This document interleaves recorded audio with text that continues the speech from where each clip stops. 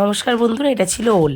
ওলটাকে টুকরো টুকরো করে কেটে আর ছোলাগুলো ভেজানো ছিল, ভেজানো ছোলাকে সেদ্ধ করে রেখেছিলাম। তো ওলটা এই সিজনে খেতে ভালো লাগলেও একটু চেক করে নিয়েছিলাম প্রথম দিকে, একটু সেদ্ধ করে, যেন গলা না ধরে, তাহলে তো তরকারিটা পুরোটাই খাওয়া যাবে না, নষ্ট হয়ে যাবে না। তো দেখলাম না, গলা ধরেনি। তো এবার আলুগুলোকে নুন আর হলুদ দিয়ে, হলুদটা বেশ ভালোই দিয়েছিলাম, পরিমাণ মতন হলুদ দিয়ে খুব লাল লাল করে ভেজে নিয়েছিলাম। তারপরে আলুটাকে একটু সাইড করে ফোড়নে দিয়ে দিয়েছিলাম তেজপাতা, কালো জিরে। আবার এখানে কেউ সাদা জিরেও দিতে পারে, কিন্তু আমি কালো জিরে দিয়েছিলাম আর শুকনো লঙ্কা দিয়েছিলাম। তো ভালোভাবে এটাকে ভাজা ভাজা, তো আলুটাকে ভালোভাবে ভেজে নিয়ে সেদ্ধ করা যে নুন আর হলুদ দেওয়া ওলটা আর ছোলাটা এর মধ্যে দিয়ে বেশ 5 থেকে 6 মিনিটের মতো ক্রমাগত নেড়ে গেছি খুব হালকাভাবে। আর এই যে দেখতে পাচ্ছ, আমি একটু লঙ্কা গুঁড়ো দিয়ে দিয়েছিলাম যাতে কালারটা নেয়। তো লঙ্কা গুঁড়ো, হলুদ যা দিয়েছি এতেই, আর আমি কোনো মশলা আলাদাভাবে অ্যাড করিনি। তো যেহেতু এটা নিরামিষ হচ্ছে আর তাই ছোলা দিয়েছি। অন্য দিন হলে হয়তো এতে আমি চিংড়ি মাছ দিতাম বা পেঁয়াজ দিতাম, কিন্তু আজকে পেঁয়াজ দিইনি, আজকে শনিবার আর এটাই নিরামিষই খুব ভালো লাগে আমার। তো খুব ছোলা দিয়ে নিরামিষই ভালো লাগে। তো এবার এটাকে ভালোভাবে নেড়ে নিয়েছি 5 থেকে 7 মিনিট, খুব হালকাভাবে নেড়েছি, কারণ ওলগুলো নালে ভেঙে যায়।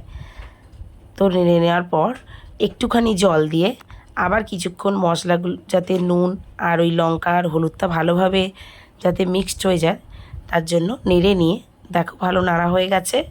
এবার যতটা পরিমাণ জল লাগবে দিয়েছি।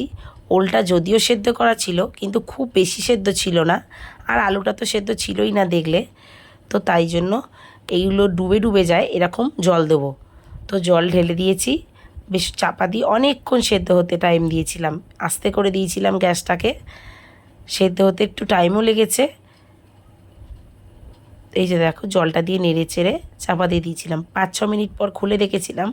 আমি চেয়েছিলাম যে ওলটা খুব ভালোভাবে সেদ্ধ হোক, কিন্তু আলুটা সেদ্ধ হয়ে গেলেও ওলটা কিন্তু তখনও সেদ্ধ হয়নি। ওলটা কিন্তু আমি আগে সেদ্ধ করে নিয়েছিলাম, কিন্তু ফুল সেদ্ধ ছিল না। আর তরকারি করার পরও যখন দেখলাম ওলটা আরেকটু আমি সেদ্ধ করব, কারণ এটা যদি কিছুক্ষণ রেখে দিই আবার ওলটা শক্ত হয়ে যায়। তাই দেখলাম যে ওলটা কিন্তু এখনও খুব একটা ভালো সেদ্ধ হয়নি। তাই আবার আমি কিছুক্ষণ টাইম দিলাম চাপা দিয়ে। আবার 5-6 মিনিট চাপা দিয়ে রাখার পর দেখলাম যে এবারে সেদ্ধ হয়ে গেছে। এবার কড়াটা খুলে এবার এই ঝোলটাকে একটু ফুটতে টাইম দিলাম। তো মোটামুটি ফুটে গেছে আর এই তরকারিটাও রেডি।